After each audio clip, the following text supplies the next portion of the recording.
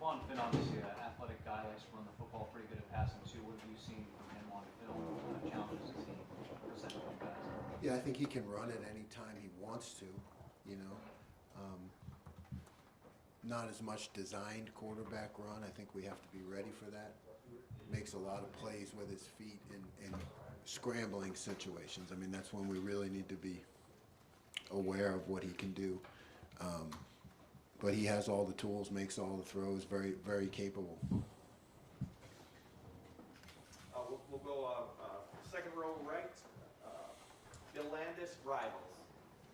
Jim, have you always been comfortable zero blitzing, and how important is it to show an offense that you're willing to do that? I mean, you become, I mean, if that's your philosophy, and it is mine, because I know it just puts a lot of pressure on the offense to execute. And when you have it in your arsenal, they have to plan for it. You know, there's risk reward to it. I've become more comfortable with it throughout my career because, you know, I know it's important to the structure of your defense to have that be something that is always there where you can get after someone. It changes the game. Your players believe in it.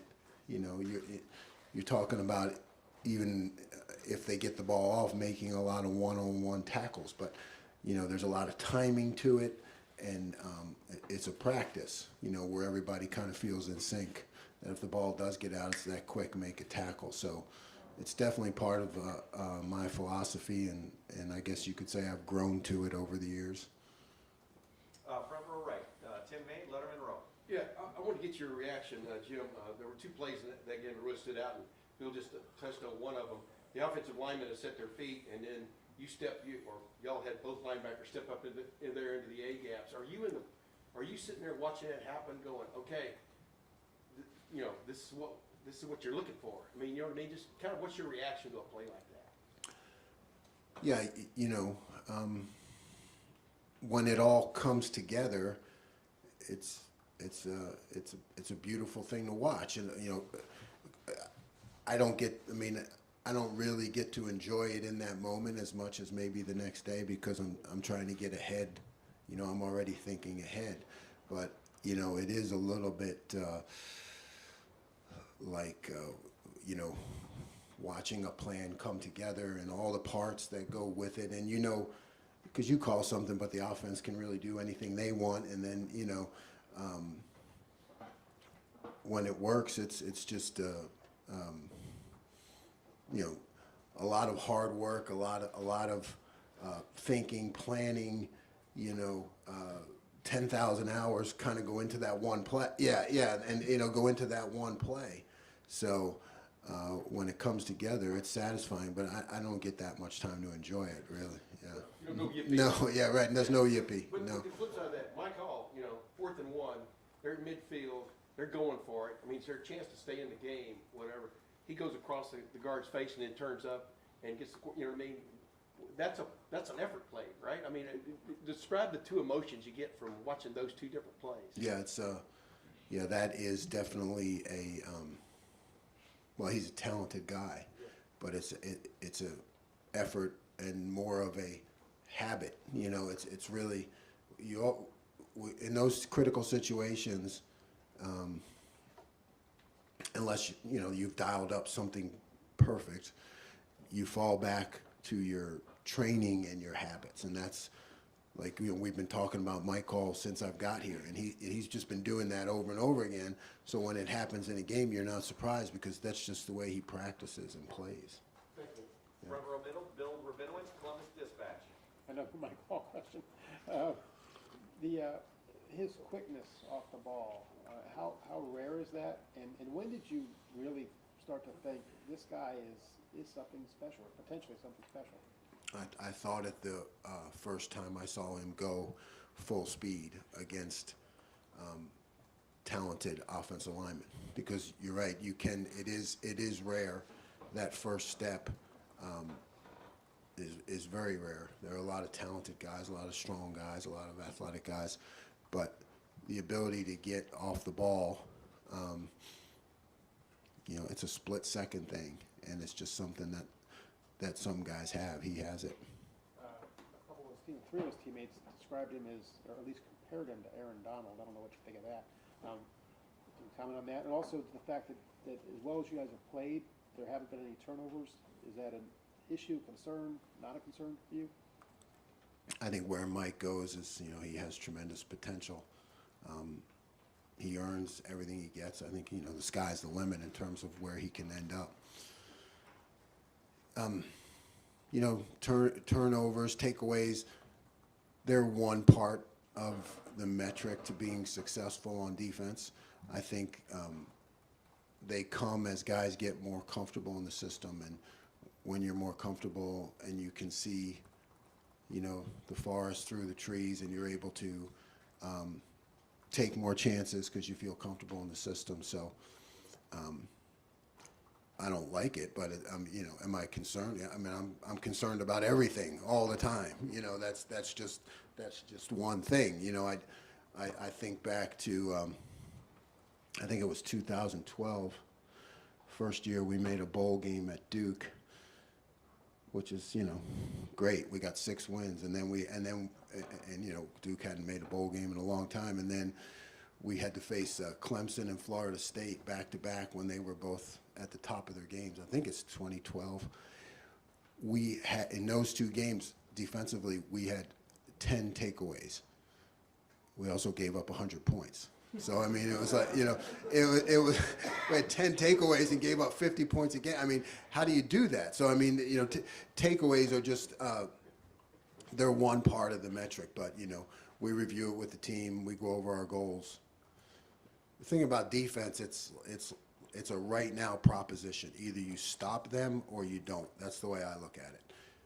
Taking the ball away is one way to stop them. And getting off the field on 3rd down is another way to stop them. Then sometimes the ball ends up in the red zone. Either we did it to ourselves, or sometimes it just gets there through other ways. It doesn't matter.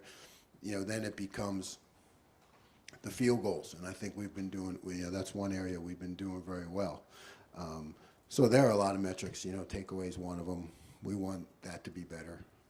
4th row right, Cameron T, The Athletic. Jim, one more Mike Hall question. Ryan mentioned last week, and it wasn't just about Mike, but just in general, like when players have a good first day, good first game, you have to build on that. You have to come back and have a good week the next week. What about Mike makes it that's not even a concern? That, like you mentioned how he's a habit player, like someone plays the art, makes their habits. What about him makes it think that like this isn't going to be a flash? It's a thing that can consistently go for him. Yeah, there are some guys that when you watch them in practice, that just go hard every single play. Game, non-game, walk through, it doesn't matter. I think Mike has a lot of that in him, so that's just, he's always going hard, and, that's something that's going to lead his game to higher levels. Front row middle, Dave Biddle, 24/7 Sports. You guys are so deep at defensive end, but what are your thoughts about Caden Curry, and do you foresee maybe a bigger role for him going forward this year? And he's another guy that I noticed from the start when I got here, because he has a tremendous first step, and he's tough, and for his size, he's one of those guys that just can get himself into position to make plays, like just bounces off people, twists, turns, pitches a fit. So, yeah, I think he showed that he can play, and he's, he can definitely be in the mix. He proved himself with step 1, getting in there and making plays, and that'll earn him more opportunities. And overall, as a defense through 2 games, are you happy with the tackling for your defense overall? Yeah, I mean, I think that it can be better. I thought we had some missed tackles last game. Again, it is a habit. It is totally a habit, and like I said from the beginning, practicing it in non-tackling situations is a whole concept that we've been selling since we got here, and the players, have bought into it. But now it becomes a habit of in practice, putting yourself in position. Yeah, we're not tackling. Are you in position? Where's your mindset? It's like an over and over thing. But I think we've made a good start. Third row left, Dan Hope, 11 Warriors. Jim, Denzel Burke, he gave up a big play, had a couple penalties. You guys took him out of the game for a while. Just how do you kind of assess the way his season has started, and kind of how do you help him bounce back from that? Yeah, Denzel's fine. Those guys at corner, they live on an island. It's something that 99.99% of the population could never do. It's a really tough competitive situation. Sometimes you get into a little bit of a slump. You come out, reassess. He went back in and did better. So I think he's on track. Corners are going to have, because when you're in such a high pressure position, you're going to have some ups and downs, and it's really natural. And he's got a great attitude, and we trust him. How do you feel about the depth behind Denzel and Cam right now? Well, we'd love to have Jordan back. I think he can really add to that. It is what it is, so I try to not have any feelings around it.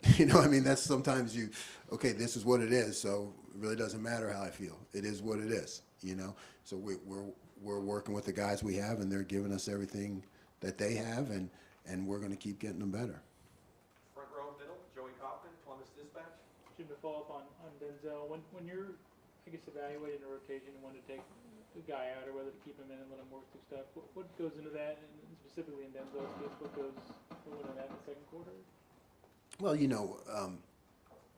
a guy struggles on one play, no big deal. You struggle on two plays, and maybe you can just feel, you get a sense and a feel that he's a little bit behind, that's not a good feeling as a player. Like, I know if I ever get into that situation as a play caller where you always feel like you're one step behind, sometimes I'd like to say, hey, can we take a break here? Anybody else coming? But I can't, right? So I got to kind of call my way out of it. But when you have a player, you just see, you say, hey, man, he just seems a step behind, a little off, That's kind of a thing as coaches. That's our job, to kind of get him out, reassess, get him back in, so he can do it. He was banged up in camp. Has that had any carryover effect? Well, it doesn't help, right? Repetitions stack on top of each other, and repetitions against quality opponents stack on top of each other. And when you miss a lot of time against our offense, those are certainly repetitions that can elevate your playing performance. So yeah, it doesn't help. Second row left, Stephen Means, Cleveland.com. I know you said you didn't, big fan of rotating, but you've done it at that one position with Cody and Steele. What do you like about their two skill sets, how they maybe complement each other? Yeah, I think that, Steele is athletic, Cody has a good physical presence and, experience, and a very, Cody has a very stable mindset that I think the rest of the team picks up on.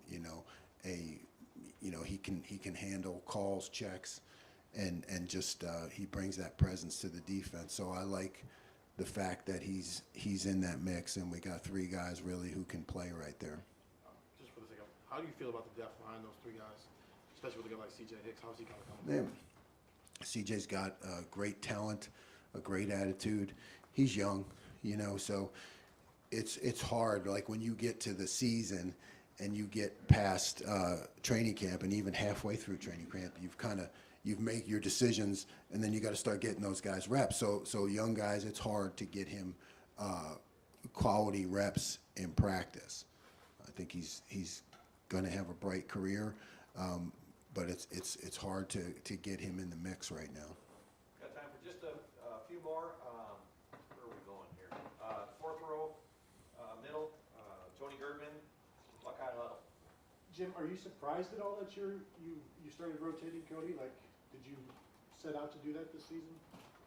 Yeah, you know, Cody was hurt, right? So didn't get much of a chance to evaluate him, but you could tell by his presence in the meeting room and the respect the other players had. You know, I had hoped that he would be able to show during fall camp to be a guy who was going to merit a lot of playing time, and he did. You know, he's really stepped up. And then your assessment of Tommy as a leader for the defense. Yeah, it's great. Tommy is tough, focused, driven, you know, has the respect of the defense, and continues to improve. Second row, middle, Nathan Baird, Cleveland.com. What are your thoughts on that bend but don't break moniker for a defense? And can it be a valuable thing? And is it only relative to, I guess, the quality of the offenses you're playing?